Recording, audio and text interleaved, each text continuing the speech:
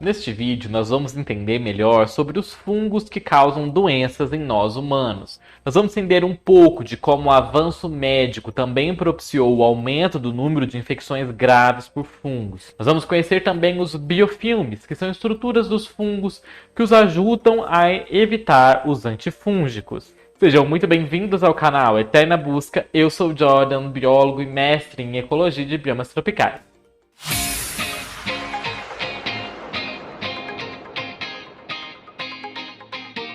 Vamos começar aqui por entender um pouco da diversidade fúngica.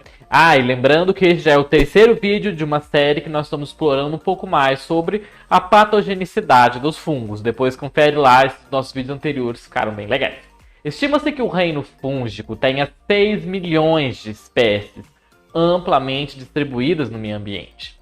Entre estes, várias centenas de espécies de leveduras e bolores podem afetar os seres humanos de várias maneiras. A ingestão direta de cogumelos venenosos causa o que chamamos de micetismo, o que pode resultar em distúrbios gastrointestinais, ou a morte, ou a necessidade de transplantes de fígado, de rim.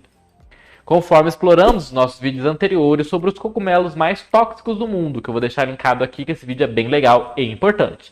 E vale lembrar, não coma cogumelos que você não tenha certeza sobre qual espécie é. Em casos de micotoxicose, os seres humanos também podem ser envenenados pela ingestão de alimentos que estão contaminados com toxinas fúngicas, que são as micotoxinas, que afetam o fígado, os rins e outros órgãos vitais, que nós já falamos no nosso segundo vídeo dessa série um pouco brevemente sobre isso, porque às vezes aquele grão pode estar contaminado por um fungo em que ele deixou apenas as suas micotoxinas ali.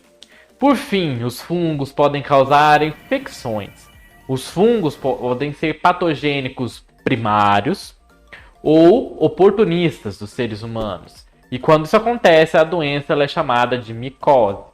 Variando de infecções superficiais do cabelo, pele, unhas ou superfícies mucosas, que geralmente são benignas, e outras doenças fúngicas que incluem alergias, os fungos também podem causar infecções invasivas de órgãos internos, que são progressivas e letais, se não diagnosticadas e especificamente tratadas.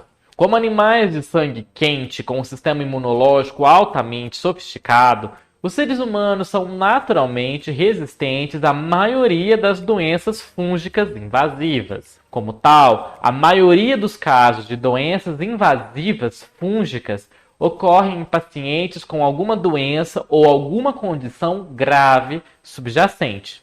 Além disso, os avanços nos cuidados médicos e tratamentos que salvam vidas, que podem levar a uma função imunológica prejudicada, aumentam o número de pacientes que estão suscetíveis a infecções fúngicas ou pessoas em risco de terem uma infecção fúngica. Por fim, características socioeconômicas e geoecológicas, incluindo a exposição a uma alta quantidade de fungos no seu habitat natural, também podem ser elementos importantes que influenciam na incidência e prevalência das doenças fúngicas no mundo todo. As doenças fúngicas sistêmicas, que são aquelas que afetam o corpo como um todo, eram raras em humanos até a década de 1950, quando os antibióticos e o desenvolvimento de unidades de terapia intensiva, principalmente nas UTIs, revolucionaram a medicina moderna. A década de 1950 também marcou o início do uso de agentes imunossupressores, como os corticosteroides, e o desenvolvimento de quimioterapias contra o câncer e o início de catéteres que fornecem acesso direto para micróbios na superfície do corpo para o interior do corpo da pessoa. Esses fatores todos permitiram que os fungos explorassem os seres humanos de novas maneiras que eles não costumavam explorar antes. E aí nós entramos justamente nas doenças fúngicas invasivas. De acordo com os critérios padrão, uma doença fúngica invasiva ou sistêmica é comprovada quando o dano tecidual devido a elementos fúngicos, hifas ou então as leveduras, é observado por um exame histopatológico e ou quando o fungo ele é isolado por meio de uma cultura de amostras clínicas estéreis, como sangue, o tecido ou o líquido cefalorraquidiano. A infecção ela pode ser iniciada pela invasão da microbiota fúngica na mucosa, que é aquelas fungos que vivem naturalmente na superfície do corpo, mas que por um corte ou alguma outra coisa penetra nos tecidos. Pela inalação de esporos fúngicos que estão presentes no ambiente, ou pela inoculação direta, quando se fere e aquele fungo entra diretamente no corpo, que levam à colonização e à disseminação do fungo no corpo. Como as manifestações clínicas da infecção fúngica invasiva não são específicas, e a gravidade da doença depende das defesas do hospedeiro e da resposta imune, é necessário um alto grau de suspeita para que o diagnóstico precoce e o manejo ideal dessas infecções possa acontecer. As infecções fúngicas invasivas são um problema emergente em todo o mundo. São geralmente muito difíceis de tratar e a mortalidade associada a elas é bastante alta, dependendo do patógeno da espécie do fungo e também da população de pacientes que estão sendo infectados. Estudos estimam que globalmente as infecções fúngicas matam mais de 1,5 milhão de pessoas por ano, o que é semelhante à mortalidade por tuberculose e cerca de 3 vezes mais do que a malária. No entanto, a verdadeira carga de infecção fúngica invasiva é provavelmente mal calculada. Isso devido à ausência ou então à falta a dificuldade de ter acesso a métodos diagnósticos confiáveis de que aquela pessoa pode estar com uma doença fúngica e que sejam sensíveis e universais. E porque as infecções fúngicas geralmente elas são dificultadas por outras doenças, porque normalmente elas estão sendo secundárias. Então, normalmente a pessoa está tratando daquela doença principal. Talvez não perceba que ela está com uma doença fúngica associada. Além disso, quando os casos de doenças fúngicas são identificados por um profissional de saúde, um hospital ou um laboratório, eles não são obrigados de relatar aos departamentos de saúde pública essa doença. Portanto, a maioria dos países carece de um sistema de vigilância para infecções fúngicas invasivas, o que pode estar mascarando os dados dessa quantidade de pessoas que podem morrer por conta dessas infecções fúngicas. Entre os pacientes em riscos e imunocomprometidos, as espécies de Candida albicans, Aspergillus fumigatus, Cryptococcus neoformas, Pseudomonas girevosi, são todos fungos bastante comuns nesses tipos de paciente.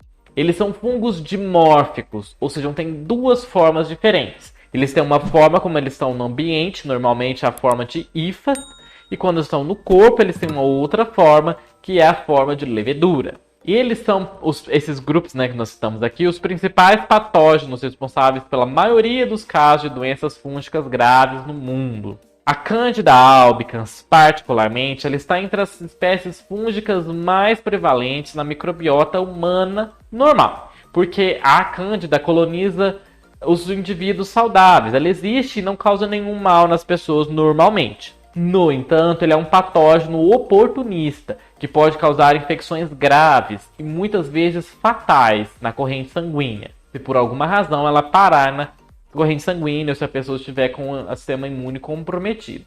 Em humanos saudáveis, a Candida albicans é geralmente um membro inofensivo da microbiota nativa da pessoa, e ela coloniza muitos locais, incluso o trato gastrointestinal, o trato reprodutivo, a boca e a pele. Embora a capacidade desses fungos de causar doenças dependam dos seus fatores de virulência e a sua capacidade patogênica, bem como das interações com o hospedeiro e da adaptação a diferentes ambientes, os resultados das infecções é influenciado também por outros vários fatores. A condição médica do paciente, o tempo para o diagnóstico da infecção, a escolha da terapia de tratamento, especialmente quando se combate cepas ou espécies resistentes a drogas antifúngicas, impactam diretamente no tratamento dessas infecções. Além disso, também existem os efeitos adversos dos antifúngicos, que são administrados isoladamente ou com outros medicamentos, que são fatores que contribuem significativamente para o prognóstico da infecção fúngica invasiva, porque grande parte dos antifúngicos tem efeitos severos no corpo. Assim, a identificação de pacientes que são suscetíveis a infecções fúngicas ou com uma suspeita clínica de infecção, juntamente com uma terapia precoce, uma profilaxia, são de suma importância para diminuir a mortalidade e a morbidade associada a essas infecções fúngicas invasivas. E agora vamos falar um pouquinho sobre os fungos nos hospitais. A colocação de catéteres venosos centrais e dispositivos intravasculares ou intracranianos, além do uso de antibióticos de amplo espectro, associados a intervenções médicas, são responsáveis pela grande maioria das infecções fúngicas invasivas adquiridas em ambientes hospitalares. A candidemia, que a micose com risco de vida mais frequente no mundo, associada à cândida, aparece entre as 4 causas mais comuns de infecções da corrente sanguínea associadas aos cuidados de saúde. Cerca de 80% dos casos ocorrem na ausência de imunossupressão evidente, mas sim entre pacientes com condições iatrogênicas. A iatrogenia refere-se a um estado de doença, um efeito adverso ou uma complicação causada por algum tratamento médico da pessoa. E também essa é um tipo de nosocomia muito comum. As condições nosocomiais são aquelas adquiridas nos hospitais. Essas doenças nosocomiais são condições clínicas ou complicações que não estavam presentes quando um paciente foi internado, mas que se desenvolveram como resultados de erros ou de acidentes que acontecem no hospital. E as doenças fúngicas são as nosocomiais mais comuns também. E aí nós entramos um pouco nos procedimentos como porta de entrada para os fungos. Os dispositivos médicos, eles rompem as barreiras normais da pele, por exemplo, os catéteres, e fornecem acesso direto para as leveduras que vivem normalmente sobre a superfície da pele, do gênero Cândida, para o interior do corpo. Além disso, há muito tempo que se reconhece que os antibióticos suprimem o crescimento da microbiota bacteriana normal da pessoa. E isso favorece a proliferação de espécies de Cândida, porque normalmente as bactérias elas competem com os fungos. Então, se não tem mais bactéria nenhuma, o que acontece é que os fungos crescem descontroladamente. E isso pode levar a um aumento de candidíase disseminada. A Candida albicans e outras espécies de Cândida também têm a capacidade de formar estruturas chamadas de biofilmes nos catéteres venosos e vesicais, que ficam bastante tempo na pessoa. Elas também podem impactar as válvulas cardíacas que são colocadas, substituições articulares ou até mesmo em outros tecidos do hospedeiro na qual são colocadas essas interferências médicas. Os biofilmes eles são uma barreira física resistente ao sistema imune do hospedeiro e a outras perturbações ambientais. E aqui nós temos um esquema. Primeiro vocês percebem que aqui em cima do esquema é a levedura chegando ali, o esporo. Aí o esporo começa a crescer ali naquele local, e aí ele vai criar essas hifas e ele vai produzir esse biofilme, que é associações das hifas e outras substâncias, que aquelas células do fungo que estão crescendo dentro daquele meio são protegidos de dessecação do ambiente, de impactos, da ação do sistema imune, de outras substâncias que podem matá-los. Eles ficam mais protegidos. Os biofilmes representam um conjunto de células altamente diversas, complexas e eminentemente organizadas em uma matriz extracelular, que é esse composto que as células produzem, que transmite proteção contra os agentes físicos de impacto e químicos, que são, por exemplo, substâncias que o sistema imune usa para matar os fungos. As células que estão dentro dos biofilmes têm propriedades distintas das suas contrapartes, daquelas que estão flutuantes no organismo. Por exemplo, essas células que estão nos biofilmes são mais resistentes a medicamentos e também a perturbações físicas. Assim, os biofilmes eles são frequentemente resistentes aos tratamentos existentes.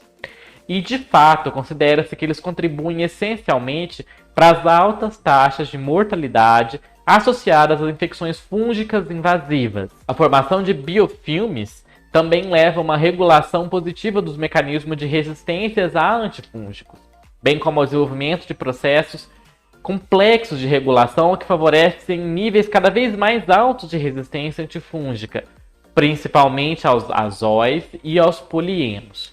Além disso, dentro desses biofilmes, eles também podem ser associados a não só fungos, como a bactérias também. Então pode haver troca de genes entre a bactéria e o fungo, o que pode levar a um aumento da patogenicidade do fungo, por conta dessa proximidade com bactérias. Então, são situações bastante problemáticas e difíceis nos fungos. E eu espero que vocês tenham gostado de conhecer um pouco mais sobre esse aspecto clínico dos fungos, que é bastante interessante e fascinante. Eu vou deixar o nosso vídeo anterior dessa série, no qual nós falamos um pouco mais sobre a problemática dos fungos no impacto global. E não deixe de se inscrever aqui no canal, porque no nosso próximo vídeo nós vamos falar sobre a evolução dos fungos patogênicos em nós humanos. Não deixe de se inscrever e vejo vocês no nosso próximo vídeo. Até mais!